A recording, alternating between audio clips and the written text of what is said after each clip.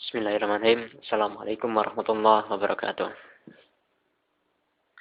Alhamdulillah, mari kita panjatkan puji syukur kehadirat Allah Subhanahu wa taala atas nikmat hidayah, petunjuk, karunia yang besar yang telah diberikan kepada kita hingga detik ini.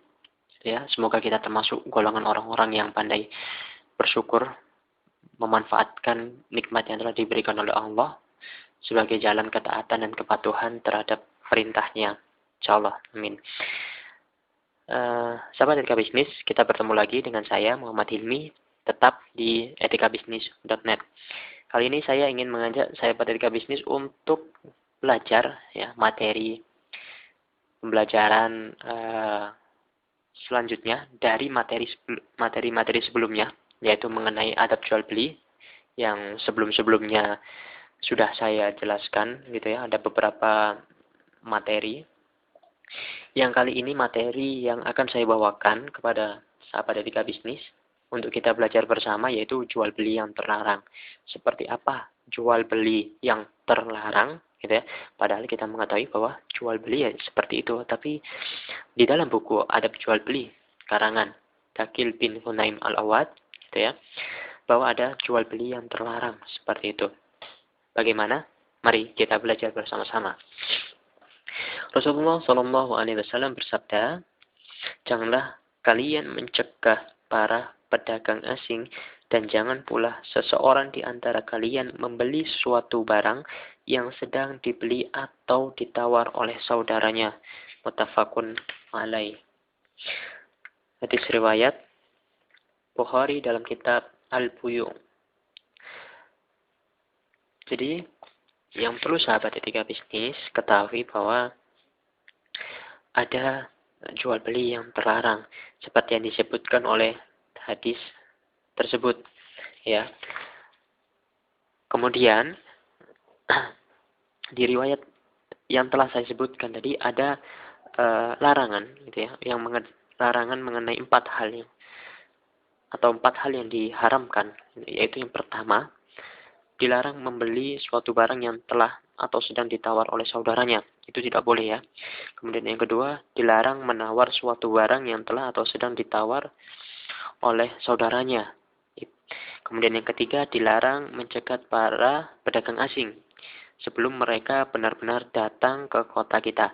Kemudian yang keempat, dilarang menaikkan atau menawar harga barang dengan maksud menipu orang lain. Itu inti dari riwayat hadis yang saya sebutkan.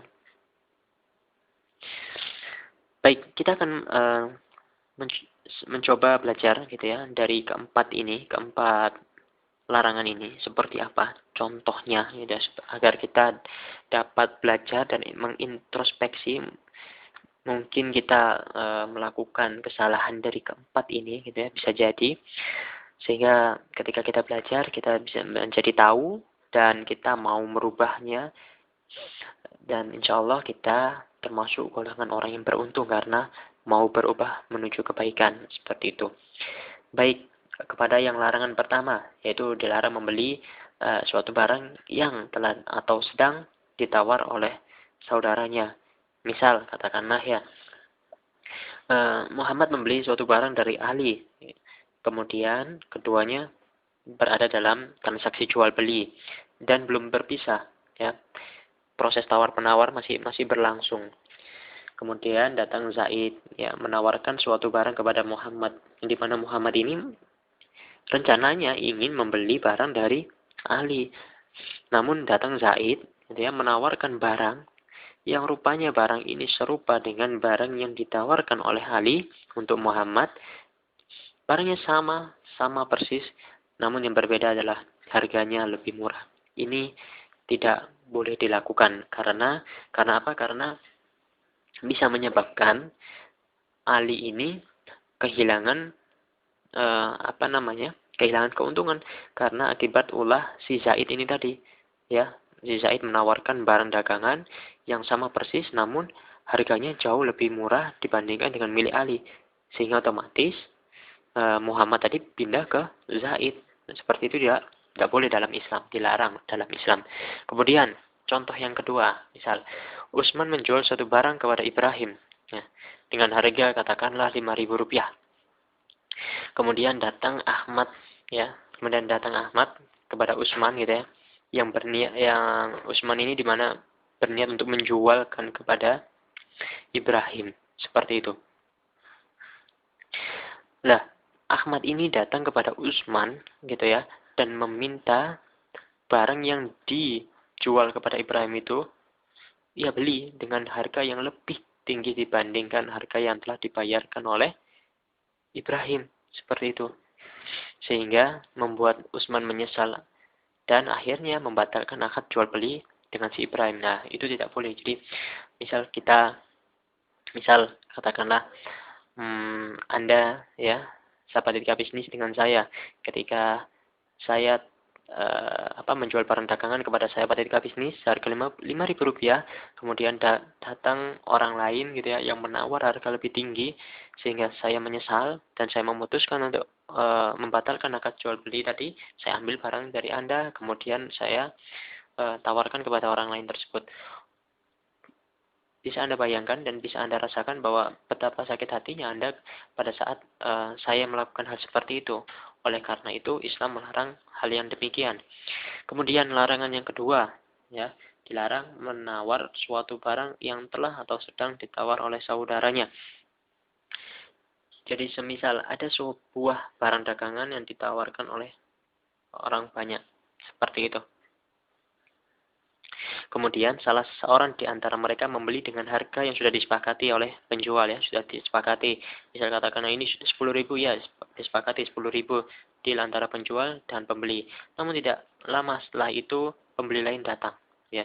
Ia bermaksud membeli barang yang telah disepakati tadi dengan harga yang lebih tinggi sehingga penjual barang mengembalikan uang kepada si pembeli yang pertama. Nah, ini juga tidak boleh ya. Seperti itu. Ini tidak boleh. Sama halnya dengan yang contoh yang saya jelaskan sebelumnya. Seperti itu. Beda halnya jika kita menerapkan sistem lelang, di mana orang bisa mengemukakan atau mengeluarkan opininya mengenai harga suatu barang. Misal katakanlah jika ada pembeli A, B, C, D, kemudian mereka saling menawarkan harga kepada kita, maka itu dalam Islam boleh seperti itu.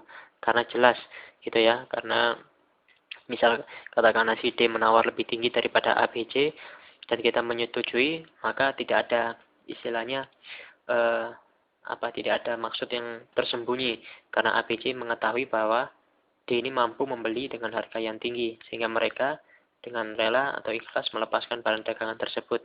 Itu diizinkan oleh Islam seperti itu. Kemudian larangan yang ketiga, kita beranjak ke larangan yang ketiga yaitu mencegat para pedagang asing. Jadi misal kita berada di wilayah Surabaya, katakanlah saya memang berasal dari Surabaya. Pada waktu itu ada pedagang asing, katakanlah dari Semarang gitu yang ingin berniat menjual barang dagangannya ke Surabaya. Saya mengetahui bahwa barang dagangan tersebut bagus untuk dijual di Surabaya. Kemudian saya mencegat pedagang itu dan bermaksud untuk menjual barang dagangannya. Karena beliau tidak mengetahui harga pada wilayah Surabaya, saya bisa mengatakan harganya sekian seperti itu untuk mendapatkan keuntungan yang besar. Kemudian ketika pedagang asing itu setuju dengan saya, otomatis saya akan menjualkan kembali barang yang saya beli dari pedagang asing itu dengan harga yang berada di wilayah Surabaya. Otomatis keuntungan saya menjadi sangat-sangat berlipat. Itu dilarang oleh Islam. Seperti itu. Jadi jika kita ingin membeli dari pedagang asing, pedagang lain, maka kita harus menunggu pedagang tersebut sampai di wilayah kita dan benar-benar membuka lapak sehingga kita dapat membeli barang dagangan mereka tersebut. Jadi Islam melarang ketika kita mencegat pedagang yang belum masuk ke wilayah untuk mendapatkan keuntungan yang setinggi-tingginya. Tujuannya kan seperti itu. Itu tidak boleh. Kemudian larangan yang keempat yaitu membeli dengan cara najasi, menaikkan harga suatu barang dengan maksud menipu orang lain. Seperti itu. Contoh, seorang menaikkan harga penawaran suatu barang padahal ia tidak ingin membeli barang dagangan tersebut. Ia melakukan hal itu hanya karena menipu dan memperdaya orang lain. Kalau orang lain tertarik dengan barang tersebut, bahkan ia berani menaikkan lagi harga jualnya, kendati nilai barang tersebut tidak pernah didengar oleh orang yang jual beli. Seperti itu. Ibnu Abi Aufa mengatakan pelaku jual beli Najasyi adalah pemakan harta riba, di mana harta riba ini adalah haram dan orangnya tidak jujur, seperti itu. Termasuk juga dalam kategori ini adalah seseorang yang ketika ditanya harga barang yang dibeli, ia menjawab dengan harga yang tinggi. Imam Al-Bukhari mengatakan ini adalah bentuk penipuan dan kebatilan. Hukumnya adalah haram. Dijelaskan dalam Fathul Bari ke-10 355. Kemudian Imam An-Nawawi rahimahumullah juga mengatakan para ulama telah sepakat mengenai larangan bagi seorang muslim untuk menjual barang dagangan yang telah ia jual kepada orang lain. Membeli barang dagangan yang telah dibeli oleh orang lain, kemudian dan menawarkan barang yang telah ditawar oleh orang lain. Sedangkan mengenai jual beli dengan cara Najasyi, ya, Imam Nawawi rahimahullah berkomentar ini diharamkan menurut ijma ulama. Karena pada dasarnya jual beli dengan sistem Najasyi ini berangkat dari keinginan untuk menaikkan harga. Sebab dalam prakteknya pelaku jual beli dengan cara seperti ini menginginkan harga barang dagangannya bisa naik, seperti itu. Jadi itulah penjelasan mengenai 4 larangan dalam jual beli atau yang dimaksud dengan jual beli yang terlarang. Sehingga kita wajib menghindari jual beli atau transaksi yang demikian. Seperti itu. Semoga pembelajaran kita pada kali ini dapat menjadi sebuah pembelajaran yang sangat-sangat berharga bagi kehidupan kita untuk menjadi pribadi-pribadi yang benar-benar diridhoi dan dicintai oleh Allah Subhanahu wa taala. Sekali lagi, bukan keuntungan dunia saja yang kita cari, melainkan keuntungan akhirat juga lebih kita pentingkan daripada keuntungan secara duniawi saja, karena pada dasarnya ya akhirat itu adalah negeri yang kekal, negeri yang akan kita tinggali selama-lamanya. Oleh karena itu sangat-sangat tidak pantas jika kita hanya mengandalkan atau melihat dari segi duniawi saja tanpa menghiraukan aspek akhirat, seperti itu. Semoga ini juga menjadi pembelajaran bagi saya agar saya lebih berhati-hati dalam melakukan jual beli. Baiklah, itu saja yang bisa saya sampaikan pada kesempatan kali ini. Saya terima kasih pada sahabat Etika Bisnis yang mau belajar bersama saya mengenai pembahasan ini. Semoga pembahasan kita membawa berkah bagi kehidupan kita, gitu ya. Dan juga dapat diterapkan untuk pembelajaran bisnis kita, bisnis online maksud saya. Jadi ketika kita melakukan bisnis online, otomatis kita harus sebisa mungkin untuk menghindari jual beli yang terlarang ini, gitu ya. Jadi seperti yang saya sebutkan, keempat hal yang terlarang itu sebisa mungkin kita hindari ketika kita terjun di dunia online, agar rezeki yang kita dapat bisa berkah, seperti itu. Jangan lupa untuk sharingkan ya audio ini jika bermanfaat menurut sahabat Etika Bisnis. Kemudian sahabat Etika Bisnis juga dapat berkunjung di website kami di www.etikabisnis.net. Di sana ada banyak sekali artikel, kemudian ada video, ada pembelajaran mengenai bisnis online step by step, gitu ya. Kemudian ada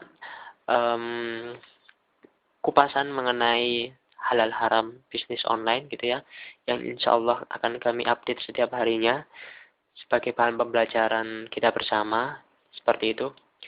Dan bagi para sahabat Etika Bisnis yang belum mendaftarkan emailnya, bisa mendaftarkan segera emailnya untuk mendapatkan satu buah e-book langsung gratis dari kami, dan juga pemberitahuan akan artikel ataupun audio video terbaru dari kami, gitu ya. Dan juga kami tak lupa juga untuk melakukan penawaran-penawaran menarik ya.